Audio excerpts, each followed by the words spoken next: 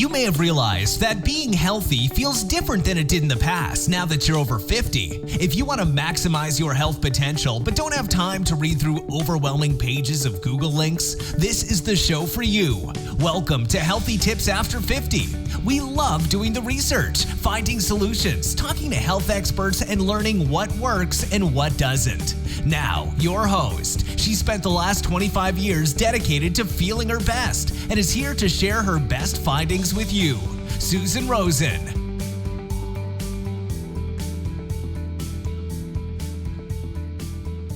Hello, everyone. This is your host, Susan, and I am coming on just to introduce a repeat of one of my favorite podcasts that I did over a year ago called What Makes You Get Up and Dance. And it's all about the value of dancing for your psychology and for your physiology and getting exercise. Anyways, you'll learn a lot. I hope everyone is doing well, and I have had a really busy weekend doing an intensive training with my coaching. And so that's why you all are getting to hear this really fun podcast about dancing. I hope you enjoy it, and I will be back next week with another interview. Hello, this is your host, Susan Rosen, and today's podcast is called What Song Makes You Get Up and Dance? And the reason it's called that is because I'm going to be talking about the relationship between music and your brain. And part of that has to do with why certain songs make you just want to start moving. So we all love at least one, but probably many different kinds of music. Personally, I love classical and country and rock and roll, jazz, opera. Got to throw in hip hop. There's probably not very much music that I don't like. And so I'm sure that you're getting that idea. Music itself provides many kinds of unique benefits through its effects on the brain. And when I say music, I mean both listening to and or playing music. If you're playing a musical instrument, you're using a different part of your brain than when you are just listening.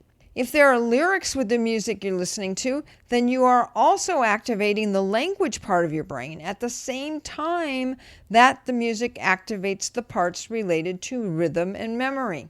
And when you play a musical instrument, it uses the part of your brain where your habit-based memories are kept. And that's the same area where other habit-based memories are, like driving a car or riding a bike.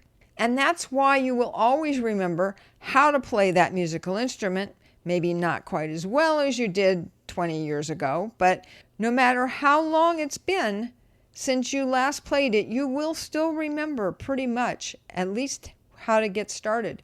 Interestingly, that is also why some people with Alzheimer's keep playing musical instruments, even after their dementia has gotten to the point where they can't even remember their children's names. Habits don't need our normal memory banks, like remembering a grocery list, or maybe your 4 years at college, or a year, however long it was. Researchers have found that people with mild Alzheimer's could remember the lines of lyrics better if someone sang the words to them rather than just speaking them. Unfortunately, it only worked with lyrics to songs, and not with other information like a grocery list or an appointment or when to take your medications. On the other hand, it does seem to work better for healthy people to remember specific things like where they parked their car or to run an errand if they say it in music. So it means that you'll have to invent a short little lyric type of phrase each time you have something you want to remember. I'm not going to sing this part. Believe me, you don't want to hear me sing. An example is, I'm going to meet my mate, so I parked on level 8. Try that next time and see if it does help. I'm not going to go into the physiological explanation of how sounds get into and are recognized by the brain, but it has to do with vibrations that our eardrums change into electrical signals, which the brain then interprets, and so we hear it. There are many, many different areas of research going on right now around music and brain activities. For instance, scientists are using fMRI to watch the different areas of the brain flicker like bright lights when people are listening to music. And they are figuring out which parts of the brain are lit up depending on what's going on. So they're looking at emotion, memory, and physical movement. And we all know how we feel when we hear some music we like, or it has a really good beat, and we start bouncing our leg or tapping our fingers without even realizing it. Well, National Institute of Health funded scientists are looking to see if music can help people with movement disorders. And one of those disorders is Parkinson's disease, where patients lose their ability to walk and move over time. And I know from my experience with my father, who had Parkinson's, that losing those physical abilities was one of his most emotionally upsetting things as he progressed through the disease.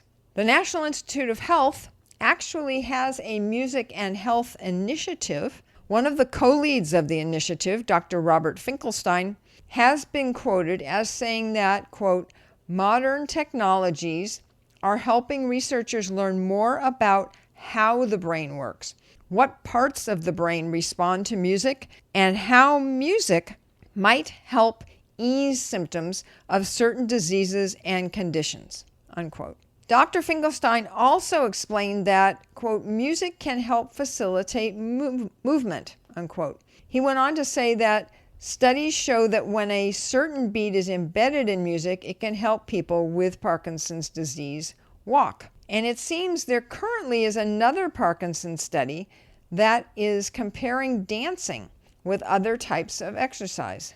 So you can also use music to connect with a loved one who has advanced dementia. And they will still enjoy listening to the music, and you can listen along with them. So it's something you can do with them. Listening to music doesn't require any kind of memory. It's something your brain does in real time, and everyone can enjoy it while it's playing. You may not want to get into a deep discussion about the specific music because they probably aren't going to remember that much of it or be able to discuss it like that or analyze it. So it's best just to make light conversation and be happy again that you're able to do something with them. Music can also help you improve your own mood or increase your positive feelings about some activity or goal. Listening to specific music that reminds you of good times you've had will improve your mood. And energetic and happy music will motivate you to do tasks and activities you might not be looking forward to doing. Music can also help us to connect with other people in a friendly and supportive way. You can share feelings and memories with people by listening to songs and music that remind you both of those times and feelings or of other people you've lost or haven't seen in a long time. There's a study that has looked into the role music can play in the grieving process. The researchers who conducted the study found that, quote, the role of music in farewell rituals is important for the grieving process in several ways, unquote. And I'm going to quote from the study itself because they wrote it up much better than I could. So firstly, music was associated with positive memories of the loved one and gave rise to experiences of recognition. Secondly, music facilitated active participation in the grieving process through choosing farewell music together with a relative. Thirdly, selection music for the funeral in advance, together with their loved ones, was also experienced as hopeful, comforting, and consoling before, during, and after the bereavement, unquote. I also found a study that looked at the use of mindful music listening, which is just plain as opposed to mindful kind, and audiobook listening in helping to improve recovery from a stroke. And people who've had a stroke commonly have very low moods and what they call cognitive deficits, which are things like lack of attention, short-term memory problems, or behavior control. The study itself used an 8-week randomized trial comparing the mindful music, plain music, and audiobooks with assessments at the start, after 8 weeks, and 6 months after the initial stroke. The assessment measured verbal memory, attention, and mood, and they were using an anxiety and depression scale, and they used it at each point. And what they found was that listening to either mindful music or just plain music alone are promising approaches to improving recoveries from stroke. And the study researchers suggested that further research with a larger group of people and replacing the mood component, which I guess didn't show any improvements, with verbal memory, that they wanted to see if they could change things around and maybe get some even better results. I picked out these studies in particular because they're dealing with things that we and or our relatives are dealing with as we all get older. Strokes, deaths, dementia, Alzheimer's, and Parkinson's are all health conditions, among others, that we have had to deal with already or will be dealing with in the future. And it's important to see that there is research being done to improve our quality of life and the ability to better deal with any health issues that develop. I hope that some of these studies that I've talked about can help you in your and or your family's life. And if you don't already, bring more music into your lives as well. Go play that piano that's sitting by itself in the living room, or pick up an old guitar.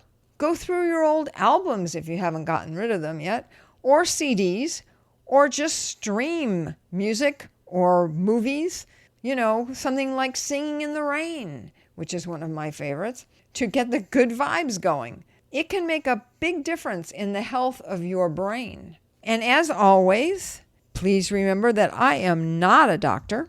This is not medical advice. And if you are having medical issues, you need to go see a doctor and figure out what the problem is. And if it's an emergency, then please go to the emergency room right away. Other than that, I will say that, as I have said before, if you need some help or you need someone to talk to in this very uncertain time that all of us are going through, please let me know, and I would be happy to talk to you and get on a session with you, and there's no cost or anything having to do with that.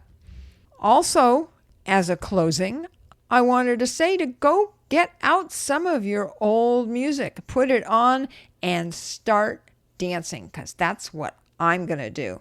Have a good week, and I will talk to you all next week. This has been Healthy Tips After 50 with Susan Rosen.